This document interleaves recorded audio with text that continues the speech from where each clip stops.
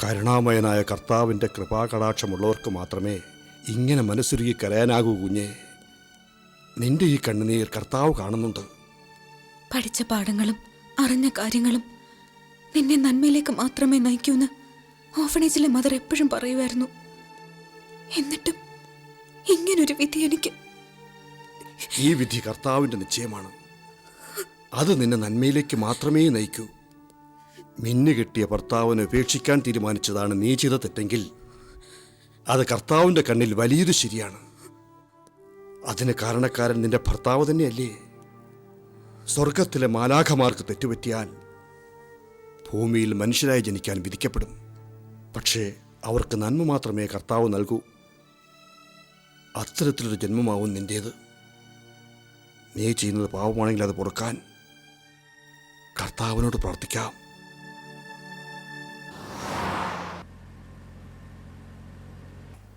ഞാൻ യാത്രയാവുകയാണ് ടോം. പുതിയൊരു ജീവിതത്തിലേക്ക്, പുതിയൊരു ലോകത്തിലേക്ക്. ടോം എഴുതിയിരുന്നല്ലോ, നമ്മൾ ആഗ്രഹിക്കുമ്പോൾ ലഭിക്കുന്നതല്ല കുഞ്ഞെന്ന്, കർത്താവ് നൽകുമ്പോൾ തിരസ്കരിക്കരുതെന്ന്. ഇല്ല, ഇനി എൻ്റെ ഉള്ളിൽ വളരുന്ന കുഞ്ഞിന് വേണ്ടി മാത്രം ഞാൻ ജീവിക്കുകയാണ്. ഒരു കൈത്താങ്ങു പോലെ ഡോക്ടർ വിമലയുണ്ട് എന്നോടൊപ്പം. എന്നും നേർവഴികൾ മാത്രം എനിക്ക് ഉപദേശിച്ചു തന്ന ടോമിൻ്റെ അദൃശ്യ സൗഹൃദം ഇനിയും ഉണ്ടാകുമെന്ന ആശ്വാസത്തോടെ നിർത്തുന്നു. ആനി.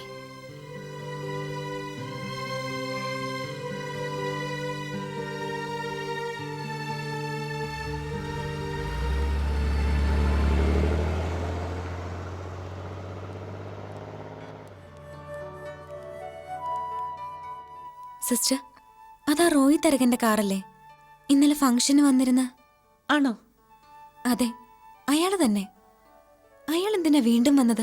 നിന്നെ കാണാൻ വന്നതാവും. എന്നെയോ? എന്തിന്? ഇന്നലത്തെ നിന്റെ മ്യൂസിക് പ്രോഗ്രാം കണ്ട് വാനോളം പുകഴ്ത്തി പോയതല്ലേ? വീണ്ടും ഒന്ന് കാണണമെന്ന് തോന്നിക്കാണും. ഷോ, ഈ സിസ്റ്റർ. ആനിമോളെ, മദർ തിരക്കുന്നു. പള്ളി പിരിഞ്ഞ് എത്തിക്കാണൂന്ന് കരുതി ഞാൻ മുറിയിൽ പോയി നോക്കി. വേഗം ചെന്നാട്ടെ.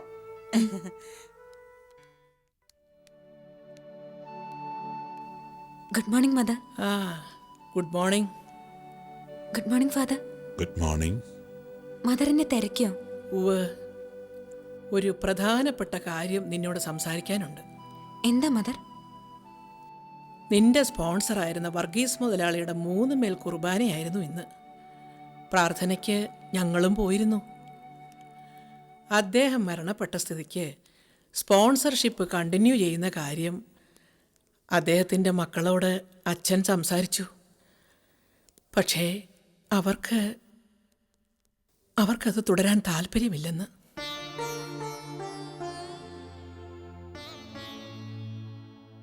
എന്നുവെച്ച് നിന്റെ പഠിപ്പിന് മുടക്കമൊന്നും വരികയില്ല. അക്കാര്യം മറ്റൊരാൾ ഏറ്റെടുത്തിട്ടുണ്ട്. ആളെ എനിക്കറിയാം, മിസ്റ്റർ റോയി തരകൻ. ഇന്നലത്തെ വാർഷികാഘോഷത്തിൽ പങ്കെടുത്തില്ലേ? ഇവിടെ ഉണ്ടായിരുന്നു. ഇപ്പം അങ്ങോട്ട് ഇറങ്ങിയതേ ഉള്ളൂ. ഞാൻ കണ്ടു കാറ് പോകുന്നത്. സമ്പന്നനാണ്, എന്നാൽ പാവങ്ങളോട് മനസ്സലിവുള്ള ചെറുപ്പക്കാരൻ. ഇവിടുത്തെ സാമ്പത്തിക ബുദ്ധിമുട്ടിനെക്കുറിച്ച് ഇന്നലത്തെ ഫംഗ്ഷനിൽ അച്ഛൻ പ്രസംഗിച്ചില്ലേ? അത് മനസ്സിലാക്കിയിട്ടാവണം വലിയൊരു തുക സംഭാവന നൽകാനാ അയാൾ വന്നത്. 1 2 അല്ല, 5 ലക്ഷം.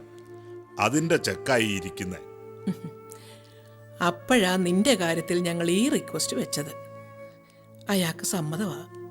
പക്ഷേ മറ്റൊരു റിക്വസ്റ്റ് അയാളുടെ ഭാഗത്തു നിന്നും ഉണ്ടായി.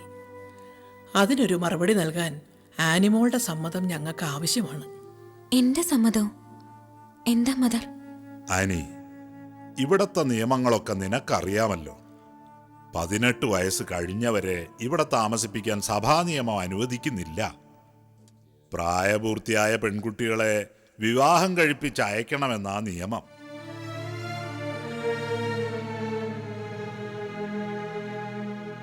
എന്നുവെച്ച് ആരെങ്കിലും ഒരാളെ കണ്ടെത്തി നിന്നെ പറഞ്ഞയക്കാൻ ഞങ്ങൾക്കാവില്ല കുട്ടി.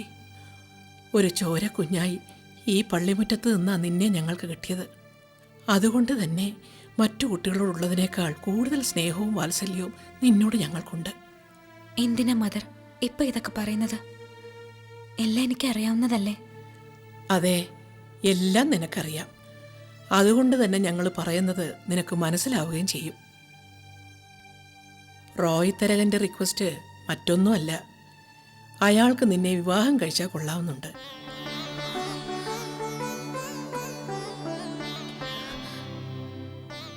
ആനിയുടെ മിടുക്കും കലാവാസനയൊക്കെ കണ്ടപ്പോഴാ അയാൾക്ക് അങ്ങനെ ഒരു ആഗ്രഹം ജനിച്ചത്. ഫംഗ്ഷൻ കഴിഞ്ഞ ഉടനെ നിന്നെ വന്ന് അഭിനന്ദിക്കുകയും ചെയ്തില്ലേ? വിവാഹം കഴിഞ്ഞാലും എത്രത്തോളം വേണമെങ്കിലും പഠിക്കുന്നതിനും അയാൾക്ക് എതിർപ്പുമില്ല. അങ്ങനെ ഒരാളെ കിട്ടുന്നത് കർത്താവ് നിനക്ക് വെച്ച് നീട്ടിയ ഒരു മഹാഭാഗ്യമായിട്ടാ ഞങ്ങൾ കരുതുന്നത്. എന്താ നിന്റെ അഭിപ്രായം? ഫാദർ, വിവാഹത്തെക്കുറിച്ച് അങ്ങനൊന്നും ഞാൻ ചിന്തിച്ചിട്ട് പോലുമില്ല. പക്ഷേ ഞങ്ങൾക്ക് ചിന്തിക്കണം കുട്ടി. ഇയാളല്ലെങ്കിൽ മറ്റൊരാൾ, അങ്ങനെ ആരെയെങ്കിലും കണ്ടെത്തിയേ പറ്റൂ ഞങ്ങൾക്ക്. അനാഥ കുട്ടിയോട് തോന്നുന്ന സഹതാപവുമായി ആരെങ്കിലും വരുമായിരിക്കും. പക്ഷേ അങ്ങനൊരാളല്ല നിനക്ക് വരേണ്ടത്. ഇതിപ്പോ നിന്നെ അറിയുന്ന, നിന്റെ കഴിവുകളെ അംഗീകരിക്കുന്ന ഒരാൾ മനസ്സിൽ തോന്നിയത് സ്ട്രെയിറ്റ് ഫോർവേഡായി വന്ന് പറയുകയും ചെയ്തു. അതിൽ മതിപ്പ് തോന്നി ഞങ്ങൾക്ക്. കുട്ടിക്കാലത്തെ റോയിയുടെ അമ്മ മരണപ്പെട്ടു. അപ്പനുണ്ട്, വിദേശത്തെങ്ങാണ്ടോ ബിസിനസ് നടത്തുന്നു. അടുത്ത ആഴ്ച അദ്ദേഹം വരുന്നുണ്ട്. നിന്റെ അഭിപ്രായം അറിഞ്ഞിട്ട് മറുപടി പറയാമെന്ന് ഞങ്ങൾ പറഞ്ഞു. അതറിയാനാ നിന്നെ ഇപ്പൊ വിളിപ്പിച്ചത്. ഞാൻ എന്താ മദർ പറയേണ്ടത്? എല്ലാം മദർ തീരുമാനിച്ചാ മതി. അത് പോരെ കുട്ടി, നിന്റെ വിവാഹകാര്യമാ. തീരുമാനം നിന്റേതാവണം.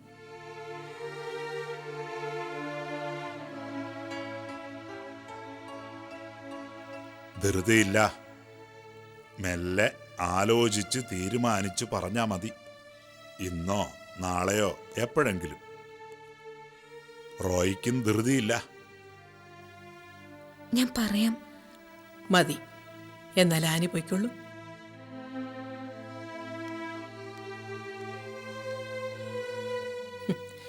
പാവം കുട്ടി, ഇവിടുന്ന് പെട്ടെന്ന് വിട്ടുമാറാനുള്ള വിഷമം ആവും അവൾക്ക്. മദർ എടുക്കുന്ന ഡിസിഷൻ എന്തായാലും അനുസരിച്ചോളാമെന്ന് ഞാൻ പറഞ്ഞതാ. പക്ഷെ സമ്മതിക്കുന്നില്ല. റോയിയോടൊപ്പം ജീവിക്കേണ്ടത് ഞാനാണെന്നും അതുകൊണ്ട് ആലോചിച്ചൊരു മറുപടി ഞാൻ തന്നെ പറയണമെന്നാ പറഞ്ഞിരിക്കുന്നത്. എന്താ പറയേണ്ടതെന്ന് എനിക്കറിയില്ല ടോം. ഈ ഓർഫനേജിനുള്ളിലെ ജീവിതം മാത്രമല്ലേ ഞാൻ കണ്ടിട്ടുള്ളൂ. അതുകൊണ്ടാ ടോമിൻ്റെ അഭിപ്രായം ആരായുന്നത്. എന്ത് തീരുമാനവും ടോമിനോട് ചോദിച്ചിട്ടല്ലേ ഞാൻ എടുക്കാറുള്ളൂ. ഒരു തൂലിക സുഹൃത്ത് മാത്രമല്ല എനിക്ക് ടോം, എന്നും നന്മയിലേക്കുള്ള വഴികാട്ടി കൂടിയായിരുന്നു. ഈ കാര്യത്തിലും എനിക്ക് നേർവഴി കാട്ടിത്തരണം. ടോമിൻ്റെ മറുപടി എന്തു തന്നെയായാലും ഞാനത് സ്വീകരിക്കും. നിർത്തുന്നു, ആനി.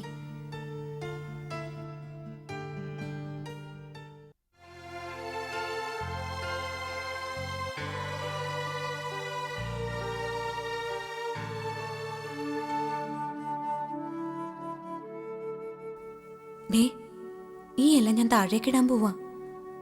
അറിയാലോ, മലർന്നു വീണ പോസിറ്റീവ്, കമിഴ്ന്നു വീണ നെഗറ്റീവ്. കഴിഞ്ഞ തവണ കമിഴ്ന്നാ വീണതെങ്കിലും റിസൾട്ട് വന്നപ്പോ ഡിസ്റ്റിങ്ഷൻ ഉണ്ടായിരുന്നില്ലേ? അപ്പോ എന്നെ കളിപ്പിച്ചതാ.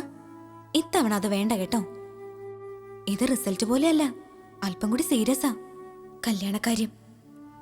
അപ്പോ റെഡിയല്ലേ? ദേ, ഞാൻ ഇടാൻ പോകുന്നു.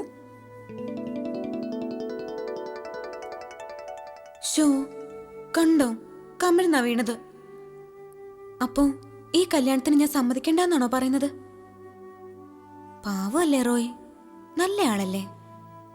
അങ്ങനെയാണല്ലോ അച്ഛനും മദറും ഒക്കെ പറഞ്ഞത്. പിന്നെന്താ ഇങ്ങനെ വീണ്ടും എന്നെ കളിപ്പിക്കുക? അല്ല, ഇതെന്നതാ പതിവില്ലാത്ത നേരത്തെ ഇവിടെ? കർത്താവിനോട് കൊച്ചു വർത്താനം പറയുവാണോ? മോൾക്കൊരു കത്തുണ്ട്, ദാ. ഷോ, ഇതുകൊണ്ട് എവിടെയൊക്കെ ഞാൻ നടന്നെന്നറിയോ? ആരുടെ കത്താ? ആ കാണാത്ത കൂട്ടുകാരൻ്റെയാ.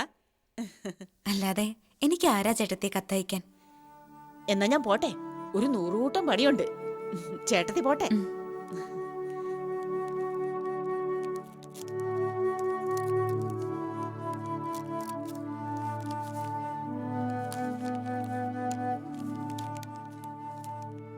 ഡിയർ ആനി, ആനിയുടെ ചോദ്യത്തിന് മറുപടി തരാൻ ഒരു വട്ടം പോലും ആലോചിക്കേണ്ടി വന്നില്ല. റോയിയെക്കുറിച്ചുള്ള എല്ലാ കാര്യങ്ങളും ആനി തന്നെ നേരത്തെ എഴുതിയതല്ലേ. വാർഷികാഘോഷത്തിന് വന്നപ്പോൾ റോയിയെ ആദ്യമായി കണ്ടതും ആനിയുടെ മ്യൂസിക് പ്രോഗ്രാം കണ്ട് അഭിനന്ദിച്ചതുമെല്ലാം ആനിയുടെയും മനസ്സിന്റെ നല്ലിടത്തല്ലേ റോയിക്ക് സ്ഥാനം. ഈ കാര്യത്തിൽ മദറിന്റെയും അച്ഛന്റെ അഭിപ്രായം തന്നെ എനിക്കും. ഇപ്പൊ തന്നെ മദറിനോട് ആനിക്കുള്ള പൂർണ്ണ സമ്മതം അറിയിക്കണം. മദർ പറഞ്ഞതുപോലെ കർത്താവ് ആനിക്ക് വെച്ച് നീട്ടിയ മഹാഭാഗ്യമായിട്ടാ ഞാനും ഇതിനെ കാണുന്നത്. ആനിക്ക് എല്ലാ നന്മകളും നേരുന്നു. ടോം.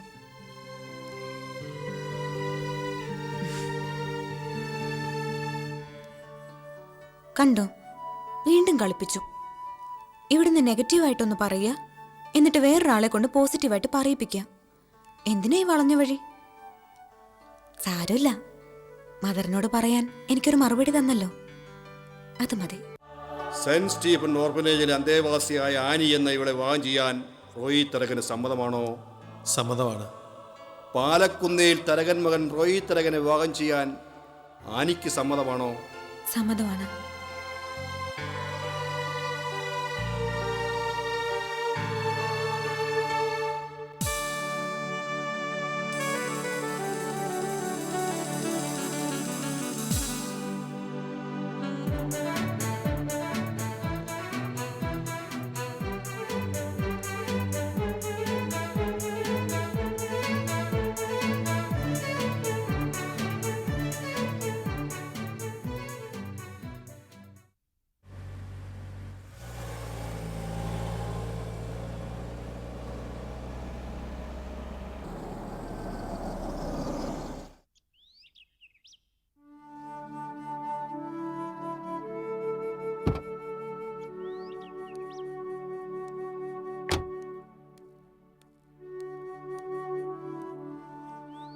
അനി, ഹലോ. വീടെത്തി. ഇതാ എന്റെ ക്വാർട്ടേഴ്സ്. വാ, ഇറങ്ങി വാ.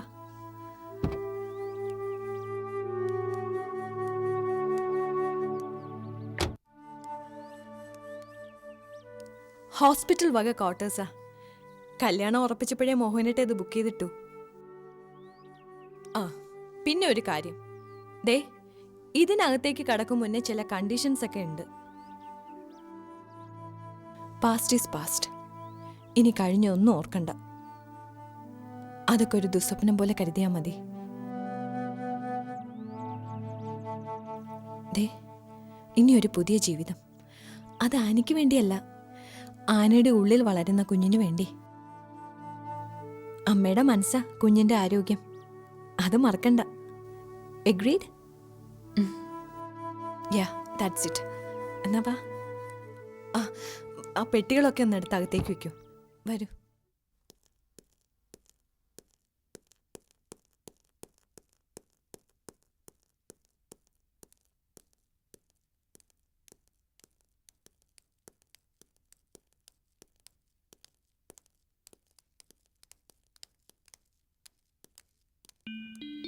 ദേ, ഞാൻ ഫ്രീ ആയി. ഡോക്ടർ ഫൈസലിനെ ഡ്യൂട്ടി ഏൽപ്പിച്ചു. താൻ ഫ്രീ അല്ലേ? എന്നാൽ നമുക്ക് ഇറങ്ങാം. എങ്ങോട്ട്? തൻ്റെ ക്വാർട്ടേഴ്സിലേക്ക്. എന്താ, കല്യാണത്തിന് മുമ്പ് എന്നെ അങ്ങോട്ട് കേട്ടതില്ലേ? കല്യാണം കല്യാണമെന്നും പറഞ്ഞ് നടന്നാ മാത്രം പോരാ, അതിനുള്ള ഏർപ്പാടും എല്ലാം ആക്കിയോ? ഇനി ദിവസങ്ങളേ ഉള്ളൂ, അത് മറക്കണ്ട. Everything is done. Hall book ചെയ്തു, കാർഡ് പ്രിന്റ് ചെയ്യാൻ കൊടുത്തു, കേറ്ററിംഗും ഏർപ്പാടാക്കി. ഇനി ഡ്രസ് സെലക്ഷൻ മാത്രമേ ബാക്കിയുള്ളൂ. അത് തനിക്ക് വിട്ടു വന്നിരിക്കുന്നു. ആ, അതുപോട്ടെ, എന്തു പറയുന്നു തൻ്റെ ഗസ്റ്റ്? മൂഡ് ഓഫ് ഒക്കെ മാറിയോ? അതെങ്ങനെ പെട്ടെന്ന് മാറും മോനേട്ടാ? പാവം കുട്ടി. അതുകൊണ്ടാ ഞാൻ പറഞ്ഞത് എവിടെയെങ്കിലും അതിനൊന്ന് എൻഗേജ്ഡ് ആക്കണമെന്ന്. ആ, അത് പറഞ്ഞില്ലല്ലോ. MD-യുമായി ഞാൻ സംസാരിച്ചു. റിസപ്ഷനിൽ ഒരു ലീവ് വേക്കൻസി ഉണ്ട് 6 മാസത്തേക്ക്. ക്വാളിഫൈഡ് ആണെന്ന് പറഞ്ഞപ്പോൾ ജോയിൻ ചെയ്തോളാൻ പറഞ്ഞു. ആണോ? Thank God. ഇവിടെ ആകുമ്പോൾ റൂട്ടീൻ ചെക്കപ്പ് എളുപ്പമാവും. വൈകിക്കണ്ട, നാളെ തന്നെ ജോയിൻ ചെയ്യട്ടെ. ഇത് വേണ്ട.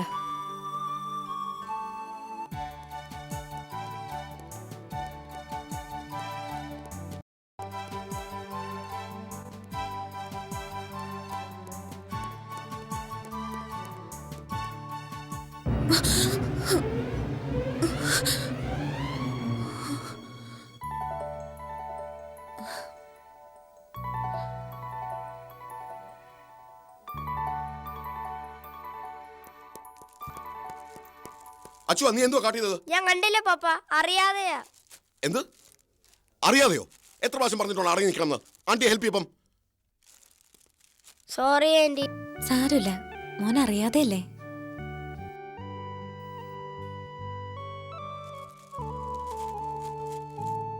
വേണ്ട മോനെ, എൻ്റെ എടുത്തോളാം. എന്താ എന്തു പറ്റിയാനി? കുട്ടികൾ ഓടിക്കളിച്ചതാ, കൈതട്ടി ഇതൊക്കെ നിലത്ത് വീണു. സോറി, മഹാവികൃതികളാ കുട്ടികള്. ഒരു നേരം അടങ്ങി നിൽക്കില്ല. ഇറ്റ്സ് ഓക്കെ, കുട്ടികളല്ലേ. കുട്ടികൾ തന്നെയാ എന്നുവെച്ചാ പറഞ്ഞ അനുസരണ വേണ്ടേ? ദേ നിൽക്കുന്നു അടുത്തത്. ഇവനാ വേന്ദ്രൻ.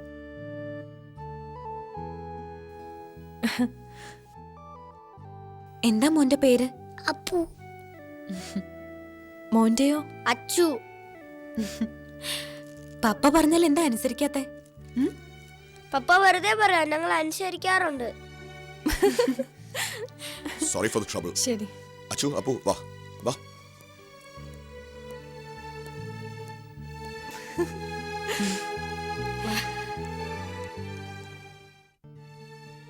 ഡിയർ ടോം, അറിയാതെ അറിയാതെ എവിടേക്കോ ഗതിമാറി ഒഴുകുന്ന പുഴ പോലെ പുതിയൊരു ദിശയിലേക്ക് ഒഴുകുകയാണ്. ഒരുപാട് നൊമ്പരങ്ങൾ ഉള്ളിൽ ഒതുക്കുമ്പോഴും ആശ്വാസത്തിന്റെ നാമ്പുകൾ എവിടെയൊക്കെയോ മുള പൊട്ടും പോലൊരു തോന്നൽ.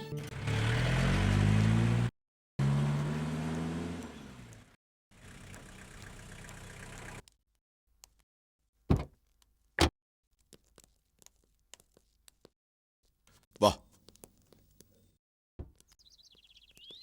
പപ്പ ദേ നോക്കിയേ, നമ്മൾ അന്ന് കണ്ട ആന്റി.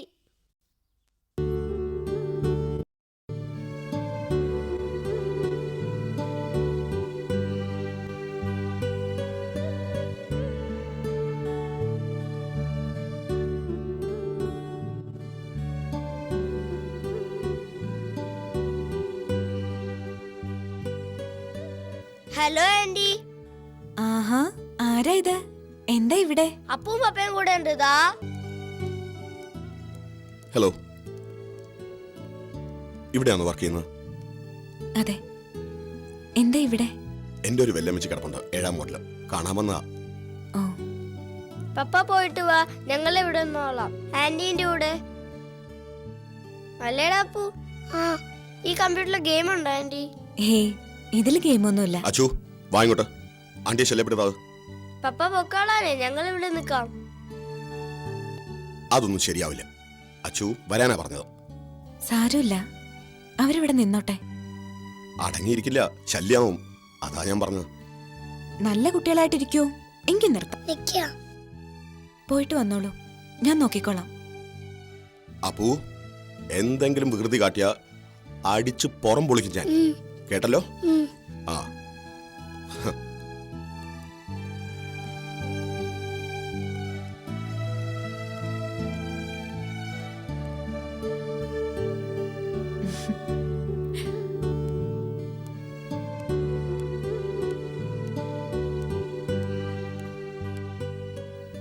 ഇനി അടുത്ത് വാ.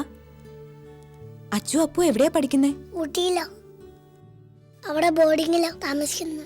ഇപ്പൊ വെക്കേഷനാ. അതെന്താ ബോർഡിങ്ങില്? അവിടെ താമസിച്ച പപ്പയും അമ്മയും എപ്പോഴും കാണാൻ പറ്റുമോ? കാരണം തോന്നുമ്പോ ഫോൺ ചെയ്ത് ഉടനെ ഇപ്പൊ പോയി. മമ്മ എനിക്കില്ലല്ലോ, പിന്നെ എങ്ങനെ കാണുന്ന?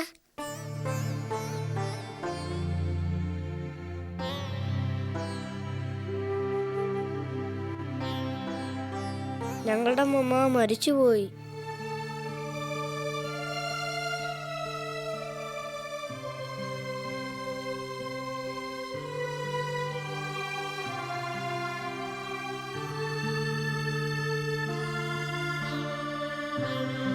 ഡിയർ ആനി, ആനിയുടെ കത്ത് കിട്ടിയപ്പോൾ എനിക്കുണ്ടായ ആശ്വാസം പറഞ്ഞറിയിക്കാൻ വയ്യാത്തതാണ്. ഞാൻ കാരണമാണല്ലോ ആനിക്ക് ഈ ദുരന്തം സംഭവിച്ചത്. റോയുമായുള്ള വിവാഹത്തിന് പ്രേരിപ്പിച്ചത് ഞാനല്ലേ? ആനി അനുഭവിച്ച വേദനകൾ മനസ്സിലൊരു ഭാരമായി കൊണ്ടു നടക്കുകയായിരുന്നു ഞാൻ. പക്ഷെ ഇപ്പോൾ ഡോക്ടർ വിമലയോടൊപ്പമുള്ള ജീവിതം ആനിക്ക് ആശ്വാസം പകരുന്നു എന്നറിയുമ്പോൾ മനസ്സിലെ ഭാരം തെല്ലൊന്ന് കുറഞ്ഞതുപോലെ. കർത്താവിൻ്റെ കാരുണ്യം ആനിക്ക് എപ്പോഴും ഉണ്ടാകുമെന്ന് ഞാൻ പറയാറില്ലേ? ആനിക്ക് നല്ലതേ വരൂ, നല്ലത് മാത്രം. മിസ്സസ് ആനി ഒന്ന് നിന്നേ. എങ്ങോട്ടാ? ക്വാർട്ടേഴ്സിലേക്ക്. ആ. ഡ്യൂട്ടി കഴിഞ്ഞു. മിസ്സസ് ആനി എന്താ കല്യാണത്തിന് വരാത്തത്? കഷ്ടമായി പോയി. കാണേണ്ട കല്യാണമായിരുന്നു. ഇനിയിപ്പോൾ കുറച്ച് നാളത്തേക്ക് ഡോക്ടർ വിമലെ നോക്കണ്ട. ഹണിമൂണല്ലേ. ഞാൻ പൊയ്ക്കോട്ടെ ഡോക്ടർ, അല്പം തിരക്കുണ്ട്.